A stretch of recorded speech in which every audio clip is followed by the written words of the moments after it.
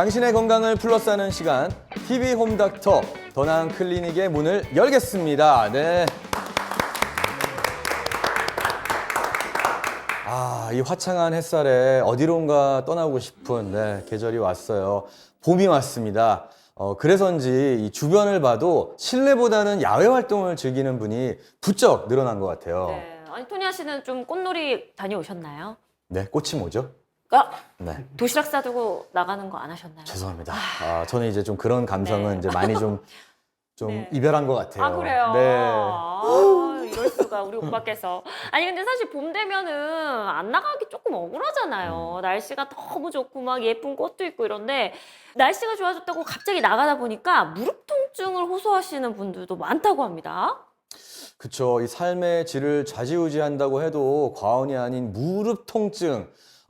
저도 사실 또 이 무릎에 관련된 또 제 또 경험담이 있기 때문에 오늘 또 무릎에 대해 자세히 알아보는 시간을 가져보도록 하겠습니다.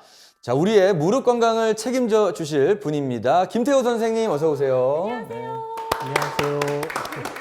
안녕하세요. 정형외과 전문의 김태우입니다. 시청자 여러분의 궁금증을 모두 해소할 수 있도록 하겠습니다. 네, 오늘 좀 많은 해소 부탁드리겠습니다. 반갑습니다.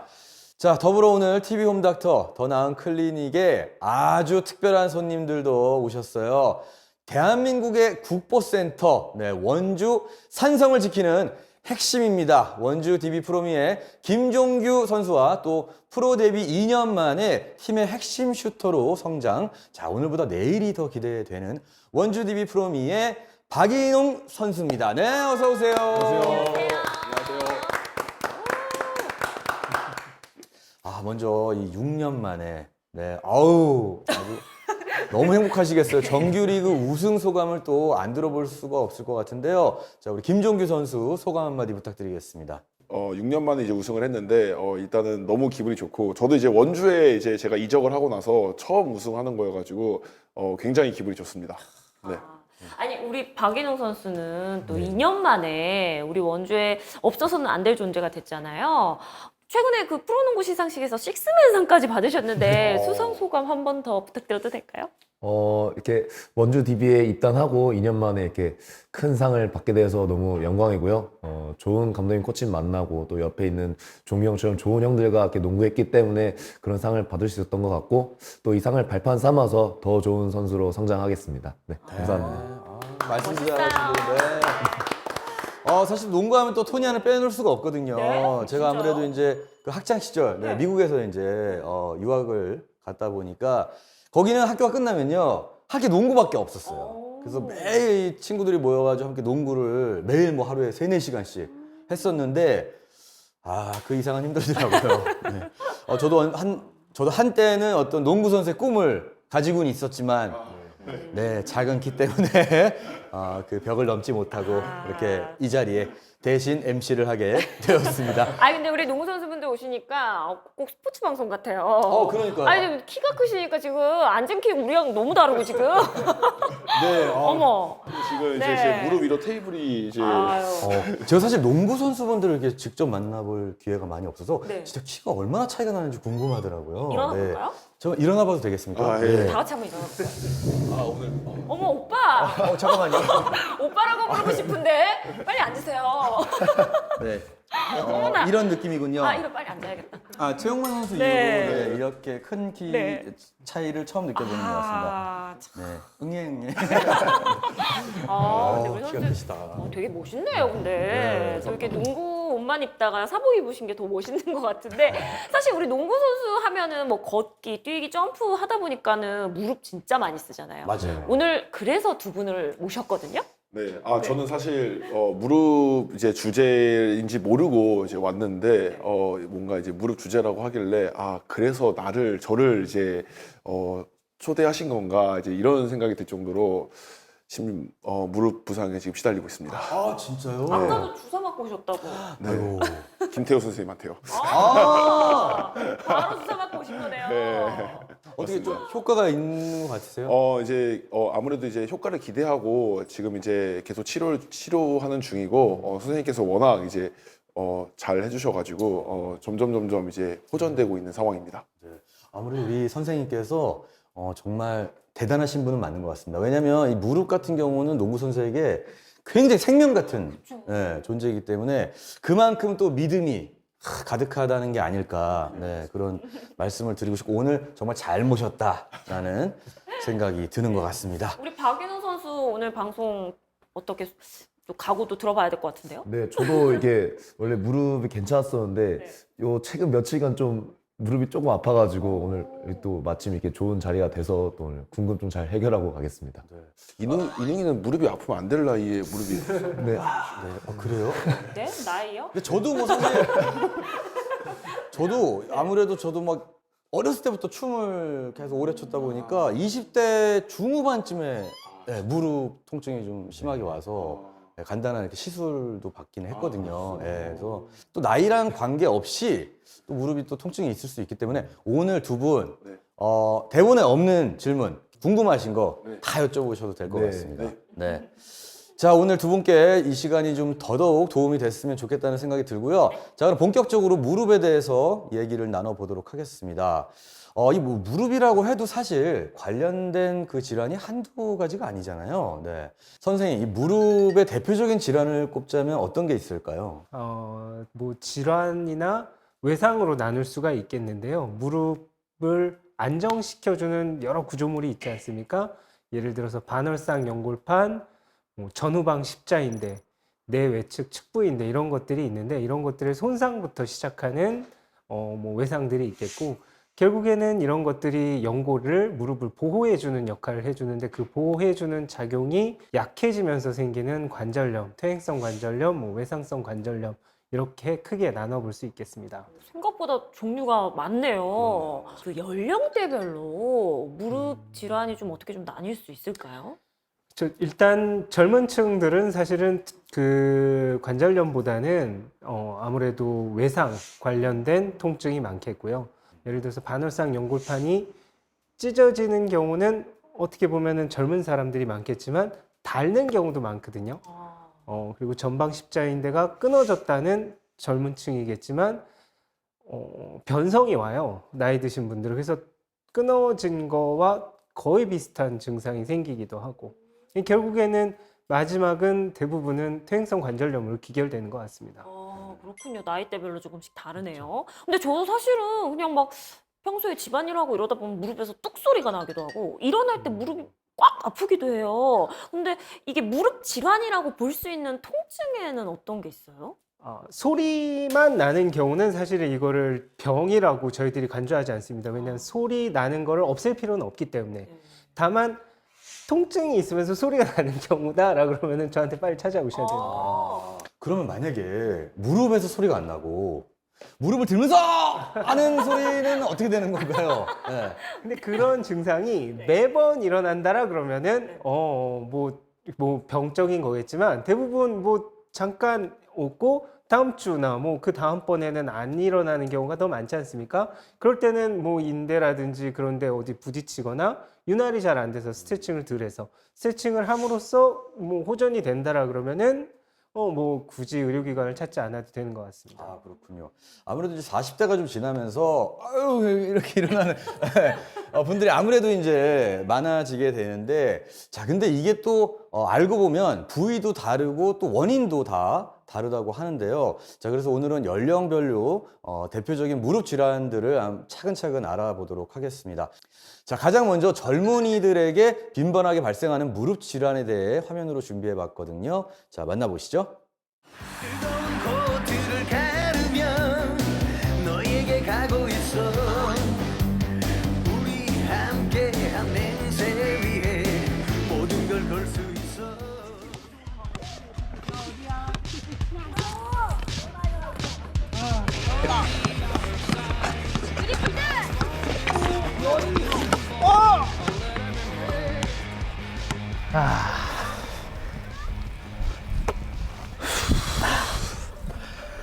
형, 나 오늘 좀 잘하는 것 같지 않아?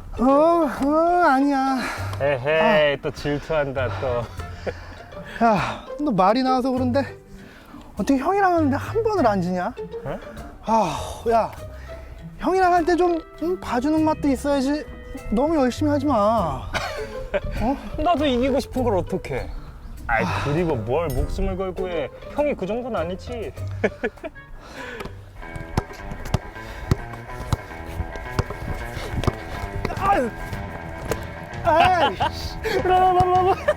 어떻게 맨날 지냐? 너 좀 더 해라. 연습 좀 더 해. 그래가지고 되겠어? 너 너무 열심히 하지 마. 형 주변에 그렇게 열심히 하다 스스로한 사람이 한둘이 아니다.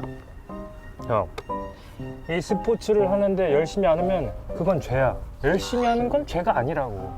그리고 그런 사람들은 이 실력이 부족한 거야. 나 같은 프로는 이 다치지 않고도 몸을 잘 쓴다 이거지. 그럼 방법을 안다 이 말이야.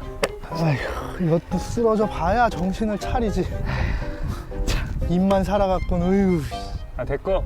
음료수 내기 한 판 더. 콜? 콜! 가자!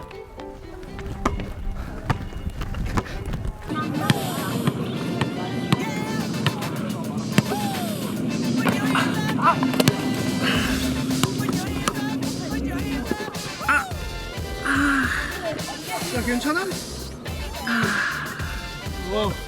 괜찮아. 야, 많이 놀랬잖아. 야, 가끔 보면 몸을 안 사리는 것 같다니까? 야, 이 몸을 좀 사리면서 하면 안 되겠냐? 아, 알았어. 잔소리는.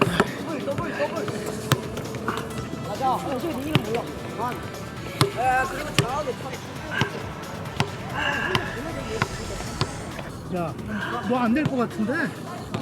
아까 점프할 때 잘못된 것 같아. 야, 그만 참고 빨리 병원으로 한번 가보자.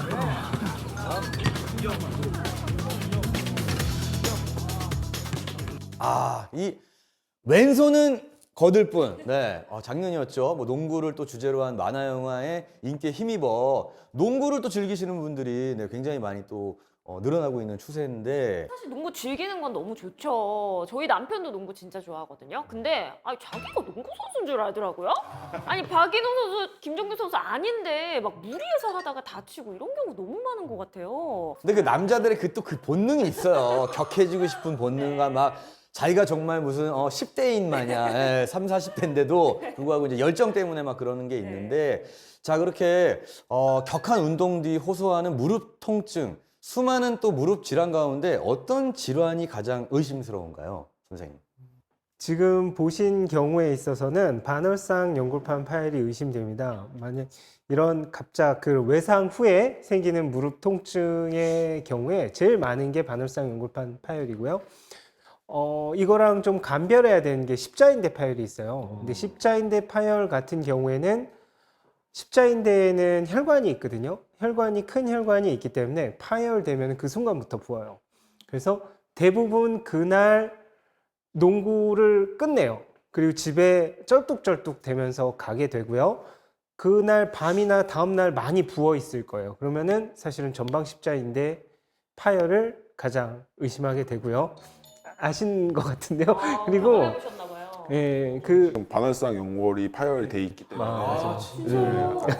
선생님이랑도 이제 그렇게 네. 이제 계속 대화를 했었는데 네.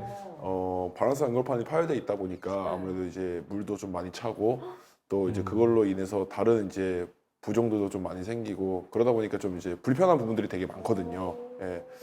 이런 것들 이제 치료 좀 해보려고 지금 노력 중입니다. 선수들을 제가 처음 뵀을 때는 정말 놀랐어요. 이 무릎으로 운동을 하신다고 그랬는데 다들 워낙 이 단련되셨고 하다 보니까 무릎 증상 정도가 무릎의 상태보다는 훨씬 덜 하세요. 무릎 상태는 많이 안 좋으신 것 같은데도 대부분 근육이 워낙 튼튼하시고 워낙 운동을 오래 하셨기 때문에 어떻게 쓰는 줄 아시는 것 같아요. 그리고 어떻게 그거를 아시는 것 같아서 의사들도 일반 환자랑 조금 다르게 접근을 하게 되는 것 같아요. 조금 도와주고 이러면 생각보다 큰 효과를 얻을 때도 있고. 반월상 연골 파열은 외상이 있을 때 잠깐 따끔한 증상, 갑자기 이거 뭐지 하고 날카로운 통증을 느낄 수는 있지만 그날 농구 경기나 축구 경기는 끝까지 다 하는 경우가 오히려 더 많아요. 그리고 붙지 않는 경우도 있고요. 붙는 경우도 물론 있지만 그리고 2, 3일 정도 지나고 나서부터는 오히려 그 증상을 못 느끼는 경우도 많아요. 왜냐하면 반월상 연골판이라는 것은 대표적으로 신경이 없는 조직이거든요. 그 파열되는 순간에는 주변에 있는 인대가 같이 손상이 되거든요. 그러니까 인대가 늘어난, 인대가 살짝 부분 파열의 증상을 날카롭게 느끼다가 인대가 좀 힐링이 되면서부터는 아예 증상이 없기도 해요. 다만 사진을 보시면 구부렸다 폈다 하면서 신경이 있는 조직이 건드려질 때가 있겠죠. 찢어진 거에 낀다든지 그때 통증을 일으키는 거예요. 그래서 찢어져 있는 위치와 모양에 따라서 다양한 증상을 일으켜요. 십자인대는 좀 익숙한 게 있어요. 근데 반월상 연골판 사실 오늘 저 처음 들어봤거든요. 이게 어디에 위치해 있는 건지 사실 좀 설명을 좀 드려야. 무릎이 체중을 분산시켜야 되잖아요. 대퇴골과 경골이 맞닿는 부분에 안쪽과 바깥쪽을 말 그대로 반달, 반월 모양상자 써서 반달 모양의 쿠션 역할을 해주는 연골판이라고 생각해요. 디스크 같은 조직? 그러니까 이라고 이 뼈와 뼈 생각하시면 돼요. 사이에 그렇죠. 그 연골을 형성해 주는 예. 게 이제 반월상 연골이다. 그렇죠. 또 있습니다. 연골하고는 또 다른 거네요. 연골을 보호해주는 쿠션 역할을 합니다. 아, 이름만 들었을 때는 연골상, 반월상, 반월상, 연골판, 파열? 그럼 너무 무서울 것 같아요. 찢어졌다 네. 이 말이잖아요. 예. 그럼 정확하게 어떤 질환인가요? 예를 들어서 젊은 층 같은 경우는 반월상 연골판이 튼튼하기 때문에 강한 외상에 의해서 찢어지는 경우가 많고요. 사실은 중장년층에 있어서는 걷다가 아주 사소한 동작으로 계단을 올라가다가 갑자기 옛날에 재래식 화장실에서 쪼그리고 일을 보다가 갑자기 무릎이 안 펴지더라. 약간 요런. 왜냐하면은 약해져 있는 반월상 연골판은 아주 사소한 그런 일상적인 생활로도 찢어지는 경우가 왕왕 있습니다. 이제는 그 화장실은 힘들 것 같아요. 그러니까요. 저도 이제 힘들어요. 예전엔 가능했는데 힘듭니다. 자, 그리고 이 농구, 축구 등 과격한 운동 이후 또 많이 발생한다고 하는데 우리 또 박인웅 선수께서는 이 반월상 연골판 부상 경험이 혹시 있거나 뭐 주변에서 혹시 보신 적이 있나요? 네. 네, 저도 이제 대학팀에서 운동할 때 제 주변에 친구들이 이제 십자인대가 말씀하신 끊어지면서 같이 이제 반월상 연골이 찢어지는 그게 나요? 어머. 네, 이게 끊어지면서 같이 좀 이렇게 찢어지는 그런 경험을 많이 들었습니다. 네. 앞으로 선수 생활을 그렇게 할 수 있는 거? 그렇게 만약에 십자인대 이것까지 다 그렇게 막 망가지면 그러니까 선수들을 보면 참 대단하다라고 느껴지는 것 같아요. 아니 근데 네. 우리 김진규 선수도 지금 파열된 상태라고 하셨잖아요. 네. 처음에 딱 그 통증이 어떤 느낌이었어요? 그러니까 저도 사실 처음에는 아까 말씀하신 것처럼 뭔가 외상적으로 느꼈을 때 좀 뭔가 불편하다 사실 이제 이 정도 느낌이었는데 이제 이게 지속이 되고 그러면서 점점 다른 조직들이 좀 더 망가지는 듯한 느낌이 들어서 이제 MRI를 찍어 보니까 반월상 연골이 파열됐다고 이제 얘기를 들었고 점점 시간이 갈수록 그 파열의 강도가 더 심해지는 것 같아요. 좀 더 찢어지고 이제 진행이 더 되고 있는 것 같다라는 생각이 들어서 지속적으로 관리를 좀 해줘야 될 것 같다라고. 몰랐었을 것 같아요. 그러니까 얼마나 또 그리고 심적으로 두려운 마음이 생길 수밖에 없는 게 이 운동하시는 분들이 몸이 어느 순간 아프기 시작하면 이 어쨌든 커리어에 굉장히 관련이 돼 있는 문제다 보니까 좀 더 조심을 하시게 되지 않을까 생각이 듭니다. 반월상 연골판이 파열됐을 때 혹시 그때 그 통증을 이렇게 좀 표현해 주실 수 있을까요? 근데 진짜 이게 사실 딱 그 파열됐을 때 당시는 그냥 이 정도였던 것 같아요. 경기 하던 중에요? 아니요, 저는 제가 스트레칭 하는 도중이었던 것 같아요. 제 기억으로는. 예. 근데 뭔가 약간 좀 이렇게 놀란 느낌? 그런 느낌 정도였던 것 같은데 이제 사실 지금 이제 통증이 훨씬 더 심하죠. 지금 이제 많이 진행이 좀 되고 더 찢어지면서 주변 조직에 염증들이 좀 많이 생기면서 더 통증이 심해지는 것 같아요. 근데 아까 김준규 선수도 스트레칭 하다가 갑자기 아팠다 그러고 아까 선생님이 뭐 재래식 화장실에서 일어나다가 아팠다고 하는데 그러면은 실제로 일반인 분들도 많이 찾아오시나요? 어떻게 보면은 무릎으로 2차 병원 이상의 병원을 찾는 가장 큰 원인이 아닐까, 가장 많지 않을까 싶어요. 젊은 층이. 뭐 양반다리도 많이 하고 이렇게 무릎을 구부릴 일이 많은데 좀 우리 생활 습관이 좀 안 좋은 영향을 주기도 할까요? 맞습니다. 이게 또 보면은 그 통계를 내보면은 아무래도 동양 쪽에 무릎 질환이 더 많은 걸로 돼 있어요. 아무래도 그 고도 굴곡이 필요한 이런 생활 습관 때문이지 않을까 싶습니다. 자, 이 반월상 연골판 파열이 발생했을 때 또 증상, 네, 통증 외에 혹시 또 다른 증상이 있을까요? 그 반월상 연골판 자체에 신경이 있는 조직이 낑기는 동작이 있겠죠. 그 동작 때마다 아프다 그래요. 어떤 사람은 그래서 쭈그릴 때 아프다 또는 쭈그렸다 필 때 아프다, 걸릴 때 아픈 거예요. 이게 구부렸다 폈다 하는 중에 찢어진 비크라 그래야 될까요? 저 부분이 어디 걸릴 때가 있겠죠. 그럼 또 구부렸다 폈다가 아예 안 돼 버려요. 잠겨 버려요. 더 구부러지지 않고. 근데 저 플랩 같은 게 제자리에 들어가는 순간 거짓말처럼 구부렸다 폈다 갔다 똑같이 되는 거예요. 근데 저 지금 모양을 보다가 갑자기 느낀 게 되게 익숙한 모양이거든요? 저 혹시 저희가 치킨 먹을 때 거기에 그 연골이랑 되게 닮았어요. 치킨에서 그거는 상관없는 건가요? 않을 것 같은데요. 아, 그렇군요. 워낙 작으니까. 네. 아, 사람 근데 연골이 포유류에는 다 있어요. 포유류에는 다 있어요. 고릴라도 있고. 아, 모든 포유류에는 포유류는 다 다 있습니다. 있군요. 그렇군요. 그러면 혹시 우리 김준규 선수 같은 경우는 이제 프로 선수다 보니까 예민하게 딱 이게 뭔가 내가 이상하다라고 알 수 있는데 우리 일반인들 같은 경우는 어떤 증상일 때 내가 이게 파열이 됐구나 하고 의심을 좀 해볼 수 있을까요? 자가 테스트 방법을 잠깐 그러면은 제가 한번 소개시켜 드려 보겠습니다. 네. 한번 그러면 네. 나와 보시겠습니까? 네, 제가 한번 해볼게요. 네네, 가보시죠. 네. 떨리는데? 아, 그러니까요. 아, 여보세요? 떨려요. 일단은 네. 양쪽 다리 기마 자세 정도로 해주시고요. 네. 한쪽 무릎을 네. 가지고 이렇게 비틀어 보는 거예요. 무릎을 간다 그럴까요? 아예 아. 무릎의 뒤쪽 부분이 네. 갈리는 느낌으로 이렇게 돌려보시는 거예요. 체중을 오. 싣고 한쪽으로. 체중을 싣고. 예, 잘하시는 거 안 아프시죠? 네. 이거는 반월상 연골판 괜찮으신 것 같아요. 근데 조금 힘드네요. 돌려보는 거군요. 네, 무릎을. 그렇죠. 아니, 우리 토니언 씨도 한번 해보세요. 어렵지 않습니다. 네, 어렵진 않아 네. 보이는데 네. 이게 근데 너무 부러워요. 지금. 아, 이렇게 무릎을 돌릴 수 있다는 게 너무 부러워요. 제가 좀 어떻게 정말로. 쓰러질까요?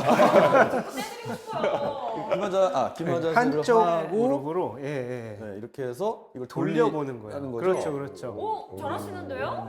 숭구리란 괜찮은데? 이런 맞습니다. 느낌인데? 아, 어. 약간 조금 욱신하긴 했는데 생각보다 괜찮은 것 같아요. 네. 오. 우리 박인호 선수는 안 다치셨죠, 아직? 저요, 네, 무릎 이렇게 뭐 크게 다쳐본 적은 없네요. 한번 한번 해볼까요? 가능하실까요? 네. 카메라가 확 위로 올라갈 것 같은데. 목이 안 나오실 수 있어요. 한번 해볼까요? 그렇죠. 그래서 돌려. 제가 잡아드려볼까요? 네. 예, 예. 조금 더 구부리시고 돌려보세요. 그렇죠. 약간 아픈 것 같아요. 네. 통증이 조금 있으세요? 자, 이렇게 반월상 연골판 파열 테스트를 해봤는데요. 혹시 이 자가 테스트를 통해 조금 통증이 느껴지신다 하시는 분들은 바로 병원에 가셔야 될 텐데, 자, 이후 반월상 연골판 파열의 진단은 어떻게 이루어집니까?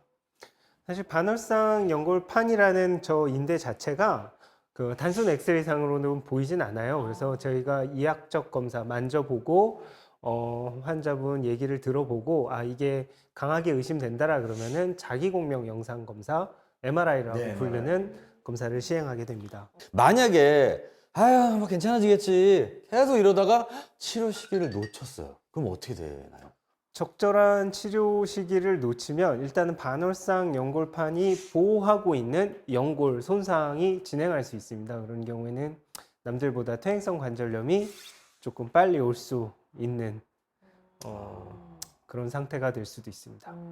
오늘 처음 알게 된 부위인데요. 이 반월상 연골판 정말 무릎을 더 소중하게 아껴줘야겠다. 아이고 참 그런 생각이 들었는데 아니 우리 김종규 선수 무릎 아프다 하니까 진짜 제 무릎을 떼서 주고 싶어요. 떼서 주세요. 주고 싶어요 진짜. 네. 말만 하지 마시고. 주고 싶으면 가져가. 어떻게 할까? 누나가 어떻게 할까?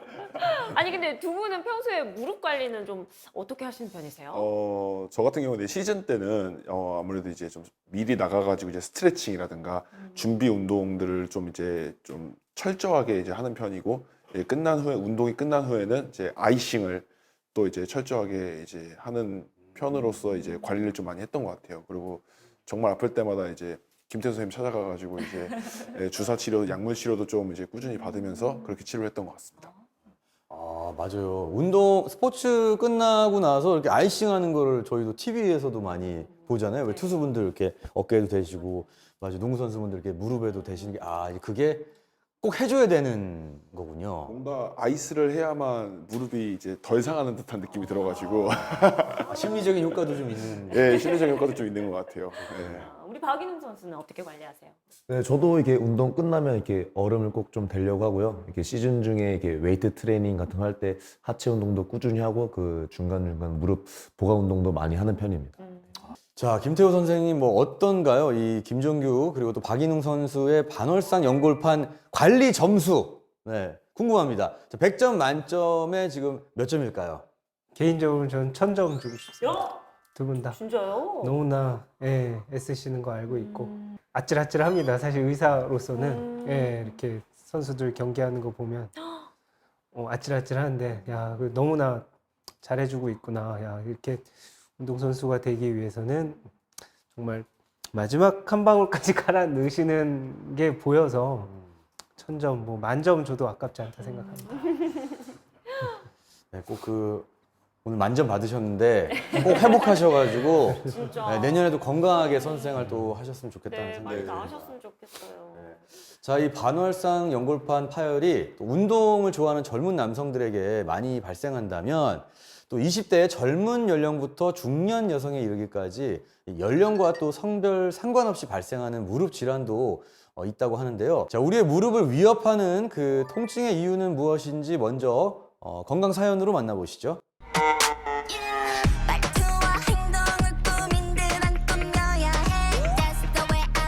나는 미래에 대한민국을 대표하는 댄서가 되는 게 꿈이다.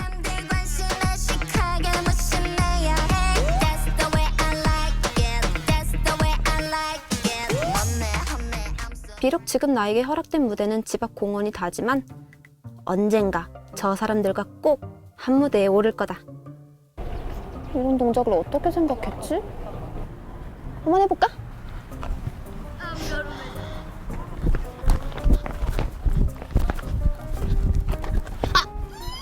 아우, 몸이 왜 이렇게 무거운 거 같지?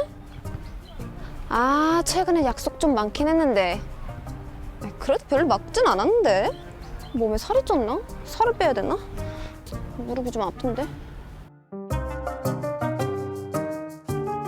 몸이 무거워지면 춤을 추기 어려워 자주 다이어트를 했고 그날도 이전과 다르지 않게 다이어트를 다시 시작했다.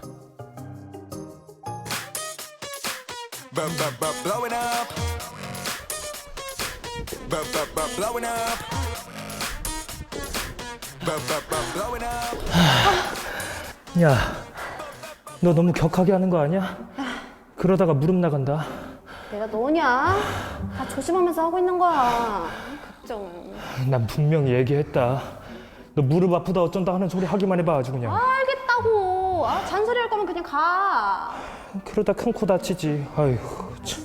아직 안 갔냐? 가요 가. 오늘도 연습하다 가려고? 먼저 가. 적당히 살살 해라.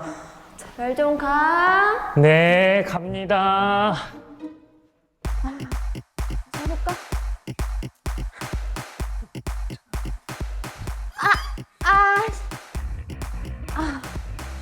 오늘따라 몸이 왜 이렇게 무겁지? 원래 많이 먹지도 않았는데 무릎이 왜 이렇게 아픈 거야? 살을 좀 빼야 되는 건가?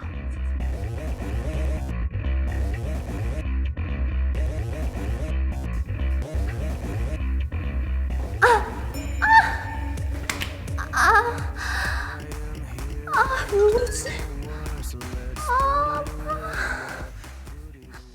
저는 이 영상이 너무 또 공감이 가는 게 이 끊임없는 춤 연습에 운동 또 다이어트까지 뭐 또 댄서의 꿈을 이루기 위해 최선을 다하는 이 주인공을 만나 봤거든요. 뭐 한창 때 제 모습이기도 하고 그럴 것 같아요. 제가 또 그로 댄스 아카데미를 운영을 하고 있다 보니까 지금 현재요? 많은 학생들이 또 이렇게 지금 꿈을 위해서 막 정말 엄청나게 땀을 흘리면서 이렇게 미래 아이돌을 꿈꾸는 친구들이 있는데 참 이렇게 진짜 보호하면서 해야 돼요. 네, 그랬으면 좋겠어요. 그렇게 연습도 많이 하고 관리도 철저하게 하려면 더 건강해야 될 것 같아요. 그럼요. 근데 저렇게 방금 보신 영상에서처럼 무릎 통증을 호소를 하는 게 참 걱정인데 저런 경우는 어떤 질환을 의심할 수 있나요, 선생님?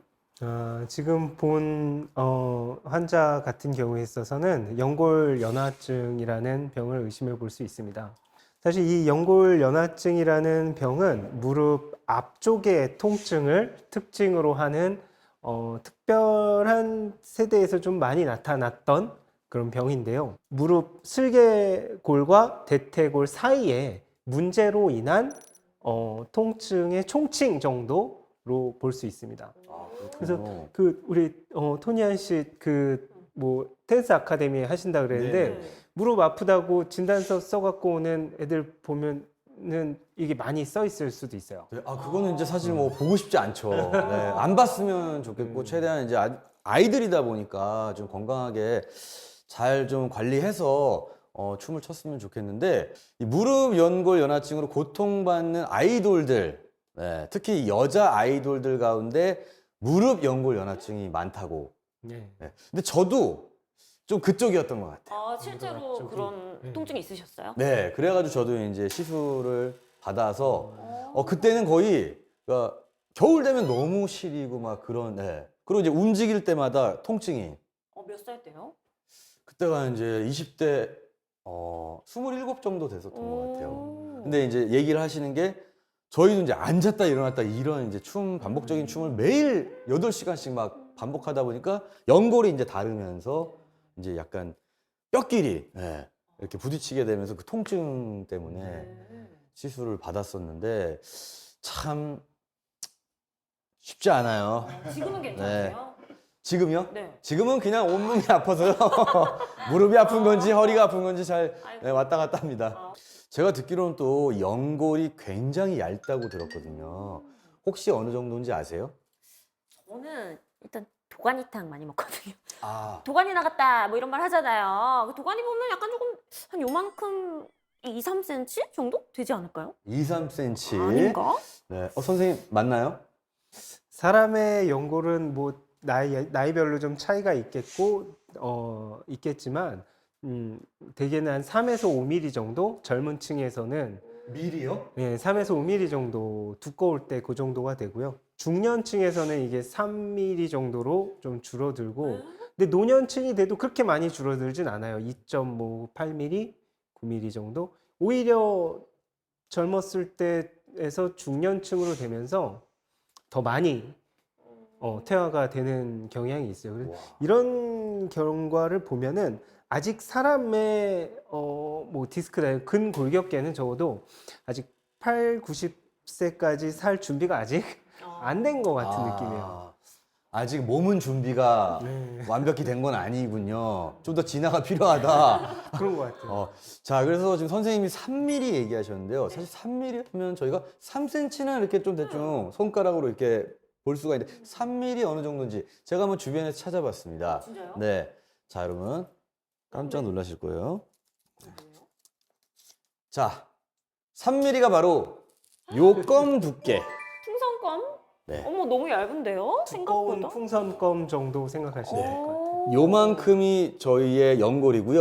요 연골을 가지고 평생 사용해야 되는 겁니다. 네. 혹시 달아 없어지면 껌으로 쓰시면 안 되고요. 네. 이제 아껴 써야 될 것 같아요. 진짜 와 이거를 평생. 또 두께라고 하니까 정말 더 아픈 것 같아요. 지금 제가 껌 발라드릴게요. 지금 약간 이 정도 두께라고 하니까 심리적으로 좀 더 아파진 것 근데 같아요. 저도 좀 이건. 키가 크신 분도 이 정도 두께인 거예요? 다 똑같이? 아무래도 더 두꺼우실 거예요. 이거보다 더 좋아요. 그리고 다행이시네요. 네. 키에 또 비례를 할 수 있군요. 네, 저는 아마 이 정도보다 얇을 수 있다고 예측합니다. 자, 이 얇은 연골을 평생 사용하는 건데 이게 재생은 안 되는 건가요? 그렇죠. 사실 일반적인 방법으로 재생이 되지 않는다라고 알려져 있어요. 자, 그럼 우리 김종규 선수는 무릎 부상을 재활을 하시고 계시잖아요. 가장 힘들었던 부분은 어떤 점이 있을까요? 일단은 좀 삶의 질이 좀 많이 떨어지는 것 같아요. 이게 단순히 운동적인 부분뿐만 아니라 일상적인 생활, 뭐 계단을 올라가거나 내려갈 때도 그렇고 그냥 아침에 일어나서 자기 전까지 통증이 좀 계속 동반이 되다 보니까 계속 이쪽으로 신경이 쓰이고 무언가 좀 액티비티한 농구 말고 다른 동작이나 이런 것들도 좀 제한이 좀 많이 걸리고요. 이제 그런 부분들이 있다 보니까 좀 그런 게 많이 힘들고 그리고 반복적인 운동을 계속 하다 보니까 그런 게 재활에서는 가장 좀 힘든 부분인 것 같아요. 네. 사실 재활도 뭐 말이 재활이지 보통 인내심으로 할 수 있는 거는 아닌 것 같다는 생각이 들고 아무튼 우리 재활 잘하셔서 건강한 모습으로 뛰시기를 진심으로 바라겠습니다. 자, 이 김종규 선수가 또 말씀해 주신 증상 외에도 무릎 연골 연화증으로 인해 발생하는 증상들이 또 어떤 것들이 있습니까? 무릎 전방 앞쪽의 통증을 특징으로 한 질병이기 때문에 말 그대로 앞쪽의 통증을 느낄 수도 있고요. 이게 뭐 잠깐 어디 부딪혀서 생기기도 하고 이 병의 별명이 러너슨이에요. 그러니까 달리는 사람의 무릎, 많이 구부렸다 폈다를 많이 하는, 뭐 춤추는 사람에도 많이 올 수 있고, 특징적으로 운동을 안 하다가 갑자기 많이 했을 때 또 이런 증상을 심하게 느껴서 군인들도 많이들 호소하고요. 중학교에서 운동 하나도 안 하다가 고등학교 들어가서 뭐 체력장 연습한다고 갑자기 운동하면 또 이렇게 되기도 하고 이런 얘기를 증상이 듣다 생기고 보니까 되게 흔하게 볼 수 있는 질환이겠네요. 근데 우리 김종규 선수처럼 뭐 치료도 하고 재활도 하면 괜찮지만 만약에 그걸 치료를 제대로 안 하고 방치하게 되면 어떻게 해야 될까요? 너무나 방치하고 오랜 기간을 두면은 퇴행성 관절염으로 이렇게 진행하는 경우가 있어요. 근데 그럼에도 불구하고 이 병은 그렇게 뭐 급격하게 아까 말씀드렸던 반월상 연골반 파열이라는 전방 십자인대 파열 같은 그런 병은 아니기 때문에 대퇴사두권 운동을 열심히 하는 것만으로도 사실은 대부분의 환자들이 좋아집니다. 이거는. 그러면 역시 또 운동을 꾸준히 해야 관리가 된다는 말씀이시고 그리고 또 이 무릎 연골 연화증이 특히 여성이 조심해야 한다고 들었는데요. 이유가 무엇인가요? 대퇴사두건이 아무래도 여성분들이 덜 발달해 있고 갑자기 또 다이어트를 하려고 운동을 안 하시던 분이 또 심하게 하면 또 통증 호소하기도 하고 운동할 때는 좀 서서히 해야겠네요. 그쵸. 예. 너무 갑자기 하지 말고. 그러면 평소에 좀 조심하는 그런 예방법이 있을지 궁금한데 혹시 도가니탕 같은 거 많이 챙겨 먹으면 좀 연골이 강해질까요? 이거 궁금한 질문이에요. 네. 국 이런 거, 곰탕 이런 거 많이 먹으면 좀 좋지 않을까? 이게 임상에서 이렇게 환자를 보면서 환자를 진짜 많이 물어보시는데 도가니를 먹어서 도가니가 튼튼해지려면은 우리들이 도가니로 가야 되는데 사실 도가니를 먹으면서 우리 몸에서 분해하죠. 분해하면서 단백질로 쌓이잖아요. 우리 몸에 단백질이 부족해서 무릎이 아픈 것 같지는 않지 않나요? 고기 안 드시는 분도 아니고 그죠? 개인적으로는 아무 소용이 없더라고요. 살만 찌겠네요. 아마 저희도 다 비슷한 생각을 했지만 정확한 의학적인 결정을 모르다 보니까 우리 선생님께서 속 시원히 밝혀주셔서 도가니탕은 도가니와 문제가 없다. 많이 드셨어요? 왜 이렇게 아쉬운 표정을? 저희 그 이제 숙소에 이제 그 저희 어머니께서 항상 이제 그 저희 도가니탕을 이제 해주시는데 진짜요? 그래서 제가 이제 무릎이 안 좋으니까 좀 신경 써서 많이 먹었는데 이제 좀 덜 먹도록 하겠습니다. 마음이잖아요. 맞아. 마음이고 네. 그리고 도가니탕에 영양가가 높지 않습니까? 그러니까 또 뭐 그래서- 기운 차리라고 또 해주시는 것도 있기 때문에. 네, 그래서 이제 그래도 어머니께서 정확하게 정보를 말씀드려가지고 다양합니다. 예, 알겠습니다. 그러면 뭐 혹시 그 도가니 말고 또 따로 이렇게 좀 챙겨 드시는 음식이 있으신가요? 우리? 뭐 이렇게 뭐 보충제 같은 거 많이 챙겨 먹는 것 같고요. 또 저희 이제 운동 끝나고는 이게 종경이 말한 것처럼 숙소에서 어머님이 너무 밥을 잘해주셨기 때문에 진짜 최고입니다. 네. 안 되지 저희 작가님께서 갑자기 질문을 주셨어요. 갑자기. 일반인도 먹으러 가도 되나요? 안 됩니다. 선수들만을 위한 시간이에요. 안 쓴다고 안 된다. 저희 선수들만. 자, 반월성 연골판 파열과 또 무릎 연골 연화증에 이어 이번에 알아볼 또 무릎 질환은요. 노화와 함께 찾아오는 불청객, 퇴행성 관절염입니다.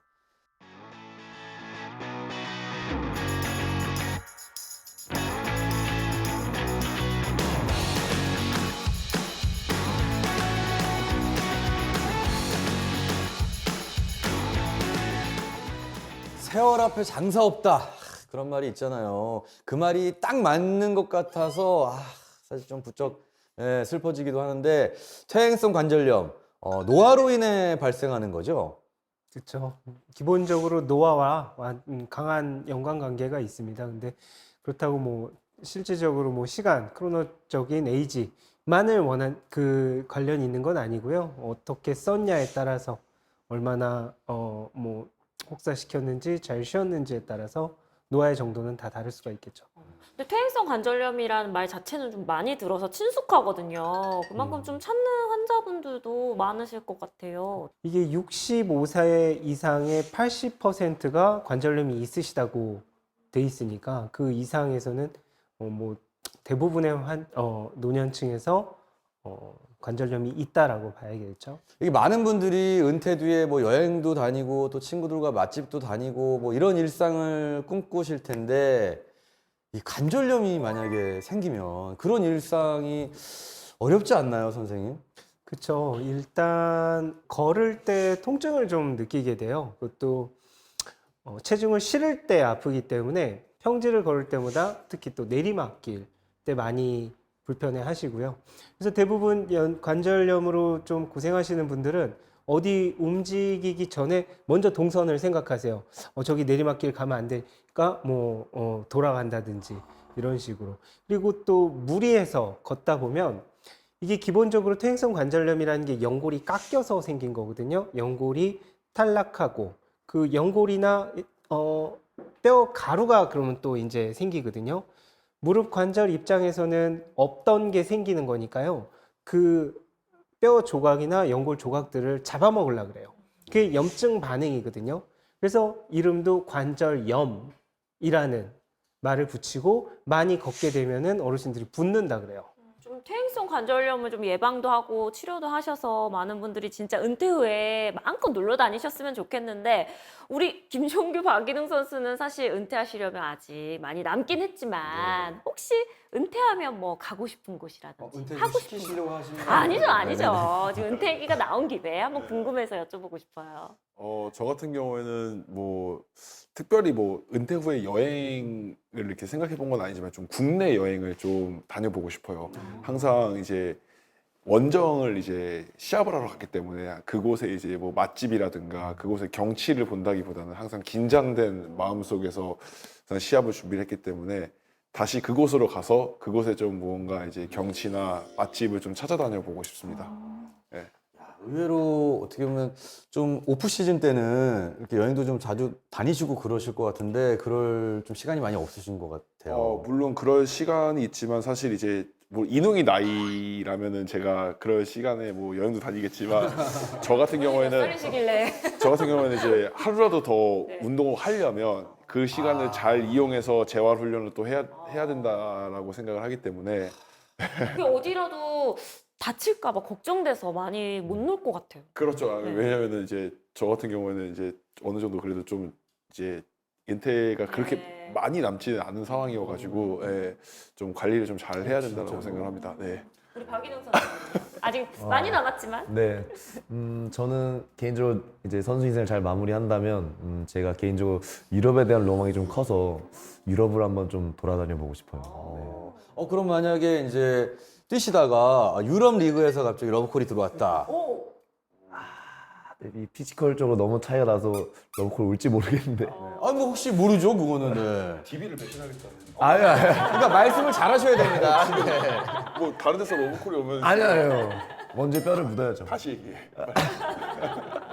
다시요? 우리 박인웅 선수는 뼈를 묻으시겠다고 네, 말씀을 하셨어요. 두 분 정말 무릎 관리 또 회복 잘 하셔가지고 저 나중에 여행도 좀 많이 다니시고 네, 맛집도 많이 찾아다니시길 바라겠습니다. 자, 이번에는 퇴행성 관절염의 발병 위험이 높다고 알려진 사례들을 모아봤는데요. 진실인지 아니면 소문인지 한번 확인을 해볼게요. 자, 우리 선생님께서 OX로 답변을 해주시면 되겠습니다. 자, 첫 번째. 보통 우리가 이제 오다리라고 부르죠. 다리가 휜 사람이 퇴행성 관절염 발병 가능성이 높습니까? 예, 맞습니다. 어머나. 이 사실은 간단한 건데요. 타이어 가게 가보면은 얼라이먼트 봅니다 써 있더라고요. 얼라이먼트가 정렬이란 뜻이거든요. 정렬이 틀어지면 편마모가 온다고 타이어 빨리 닳는다 그러더라고요. 무릎도 마찬가지예요. 정렬이 똑바르면은 체중 분산이 잘 되니까 아무래도 닳는 부분이 없는데 오다리면은 안쪽이 아무래도 스트레스가 집중이 되다 보니까 안쪽 관절염이 남들보다 훨씬 빠르게 오게 됩니다. 키가 큰 사람일수록 퇴행성 관절염에 걸릴 확률이 좀 높을까요? 아, 이건 되게 애매한 질문인데요. X라고 저는 생각을 해요. 왜냐면 너무 열심히 아, 진행되고 있는 상황입니다. 아 진짜요? 어떻게? 너무 많이 썼고 이게 가속, 감속, 방향 전환을 급격하게 하는 운동일수록 사실 빨리 닳는 것 같아요. 우리 아까 자동차 얘기하면 급브레이크 막 밟고 그죠? 급출발하면 타이어 빨리 닳잖아요. 약간 그런 느낌이지. 차라리 크기와는 상관이 있을 수도 있겠지만 대부분 연골을 보호해주는 조직조차도 크고 강하기 때문에 이런 스테이처스라는 정확한 관계는 없을 것 같아요. 그럼 혹시 선생님 저처럼 예를 들어서 좀 무릎 부상을 당했다거나 좀 무릎을 다쳤던 경우에 이제 노년이 됐을 때 좀 퇴행성 관절염이 올 가능성이 훨씬 더 높은지 한번 여쭤보고 싶거든요. 예. 근데 여기 무릎에 많은 구조물들이 무릎 연골의 항상성, 쉽게 얘기하면 어제와 같은 내일을 위한 이런 보호 장치인 경우가 많은데 그 보호 장치가 망가지기 시작하면서 관절염이 오죠. 그래서 어떻게 보면은 이거는 퇴행성 관절염과는 또 별개로 외상성 관절염이라고 따로 부르기도 해요. 외상이 있은 후에 발병되는 관절염이다. 그래서 아무래도 이런 뭔가가 다치신 분들이 아무래도 더 주의를 요해야 되겠죠. 그렇군요. 아, 그럼 저는 궁금한 게 좀 과체중이신 분들 있잖아요. 그런 분들도 좀 무릎에 무리가 갈 것 같은데. 그럼 이것도 동그라미 맞습니다. 아. 네. 이게 체중과 체중 분산에 대한 이 내력과 외력의 싸움이지 않습니까? 네. 아무래도 체중이 많이 나가시는 분이 많이 하면 아무래도 빨리 닳게 되겠죠. 만약에 키가 크면서 과체중이면서 오다리까지 있다. 그러면 정말 의심을 해봐야겠네요. 많이들 찾아오십니다. 아, 그러면은 여자가 퇴행성 관절염을 좀 많이 걸린다. 이거는 O일까요, X일까요? 그것도 사실은 O입니다. 진짜요? 이게 평균을 내보면은 예전에는 거의 8대2 정도. 기본적으로 여성분들이 많은 거는 저희들은 뭐 사실은 폐경과 관련된 여성 호르몬과 관련된 이런 골다공증 다 연관이 된 이런 과정이라고 좀 이해를 하고 있습니다. 저는 근데 사실 궁금한 게 이제 막 의학이 나날이 정말 발전을 하고 있잖아요. 그러면 이제 뭐 사실 뼈도 이제 뭐 철로 갈기도 하고 그런 의학들이 있는데 왜 이 연골 쪽은 이렇게 대처가 아직 안 되는 건지 얼마나 이게 또 시간이 필요한지는 사실 궁금하더라고요. 네. 최근 들어서는 사실 여러 가지 뭐 줄기세포를 이용한다든지 연골을 자극하는 여러 가지 방법들을 이용해서 소기의 성과들을 사실은 내고 있습니다. 그럼 뭐 언젠가는 인공 연골이 나와서 좀 우리의 삶이 좀 나아질 수도 있기를 조속히 연구를 부탁드리도록 하겠습니다. 네. 저도 이제 그렇게 시간이 많이 남지 않았거든요. 네. 그리고 이 관절염에 관한 그 일명 카더라. 속설이 많거든요. 혹시 주변에 뭐 들어본 얘기 있으신가요? 박인홍 선생님은? 저희 할머니, 할아버지들이 좀 그런 얘기 많이 하셨던 것 같은데, 뭐 이게 비가 오고 있거나 아니면 비가 올 것 같이 흐릴 때 이게 좀 다리가 아프거나 뻑뻑하다고 많이들 하시는데, 그게 혹시 퇴행성 관절염과 좀 연관이 있을지. 연관이 강하게 있습니다. 오, 네. 진짜요? 이게 비가 오려 그러면 저기압이 많이 생기니까요. 아무래도 관절들이 더 붓죠. 부으니까 더 윤활작용이 안 되는 것처럼 느껴지시고 통증을 더 크게 호소하시죠. 그래서 사실 저희가 젊었을 때는 눈 보면 그렇게 좋았잖아요. 근데 점점점 이제 눈이 오는 이제 날씨가 다가오면은 좀 힘들어지더라고요. 눈 올 때도 좀 아프세요? 눈도 당연히 영향이 있죠. 가뜩이나 이제 날씨도 추워지니까 또 날씨가 추워서 실인데 이제 눈까지 내리면 이제 정말 눈 속으로 들어가고 싶은. 저희도 약간 비 오는 날은 몸도 덜 풀리고 약간 확실히 저 같은 경우에도 무릎이나 관절 이런 데가 더 좀 뻑뻑하고 잘 굳더라고요. 비가 오는 날에는. 그럼 혹시 관절염 약 같은 거 다들 드시나요? 저는 먹고 있습니다. 진짜요? 근데 제가 듣기로는 너무 어릴 때부터 먹으면 뭐 습관적으로 먹어야 돼서 먹지 말라고 어르신들이 많이 말씀하셨는데 그거는 어때요? 관절염, 염증을 없애기 위한 소염제를 주게 돼 있죠. 그래서 소염제에 잘 반응을 해요. 실제적으로 붓기도 덜 붓고. 근데 대부분 직접적으로 연골을 보호해주는 약은 사실은 없는 것 같아요. 간접적으로 보호해주는 역할까지 하는. 그래서 사실 삶의 질을 좀 높이기 위한 방편으로 이렇게 처방을 많이 하고 있습니다. 약 드시면은 효과가 좀 있다고 생각이 드세요? 뭐 사실 그 효과를 딱 뭐 드라마틱한 그런 효과를 보지는 못하지만 그래도 뭐 장기적으로 봤을 때 어느 정도 도움이 된다라고 해서 지금 복용을 하고 있는 중인데 좀 더 먹어본 다음에 말씀을 드리도록 하겠습니다. 그러면 저희가 다음 시즌에 한번 네, 초대를 해서 또 여쭤보도록 하겠습니다. 네. 자, 퇴행성 관절염을 예방하기 위해서는 또 그 꼭 버려야 할 습관들이 있다고 하는데 뭐가 있을까요? 제가 하나만 꼽으라면은 쪼그려 앉아서 하는 일들이 있잖아요. 쪼그려 앉아서. 쪼그려 앉아서 뭐 이거 말씀하시는 건가요? 이렇게 맞습니다. 쪼그려 예, 앉아서 하는 거? 많이 하세요? 저요? 네. 낚시 의자 앉으시면 되게 안 되고. 익숙하신데요, 이 자세가? 나 왜 익숙하지 이 자세가? 이 자세 못 하시는 분들도 있거든요. 맞아요. 오. 그렇죠. 이거 뭐 사실 밭에서 일하시는 분들도 거의 이런 자세로 일을 많이 하시고. 네. 잠깐. 왜? H.O.T 앨범 자켓에서 이 자세 봤던 것 같은데. 아, 그런 그거는 자세? 그거는 이거겠죠. 아, 그런가요? 아니, 저도 사실 막 집에서 걸레질을 한다거나, 뭐 강아지 뭐 밥 준다거나 할 때 저 쪼그려 자세를 많이 해요. 근데 이걸 만약에 그런 자세를 좀 예방하지 못하고, 만약에 퇴행성 관절염이 진행이 됐다. 그럼 이 치료는 어떻게 해야 되나요? 일단은 관절염이 정도에 따라서 다르겠지만 대략 뭐 2기 이하에서는 뭐 약을 처방한다든지 주사제, 이 연골을 부드럽게 만든 주사제들이 또 많이 있거든요. 그런 주사를 주고 일단 생활 습관을 좀 바꾸고 또 근력 강화를 시키죠. 그럼 무릎 주변의 근육이 강화되면서 무릎이 직접 받을 수 있는 체중이 분산이 되니까요. 아무래도 그런 식으로 치료를 하고요. 아주 진행 한 3단계 이상의 관절염에 있어서는 수술적인 치료도 고려하고 있습니다. 자, 오늘은 무릎 관절 질환에 대해서 알아보고 또 예방하는 법과 치료 방법까지 알아봤는데요. 어떠셨습니까?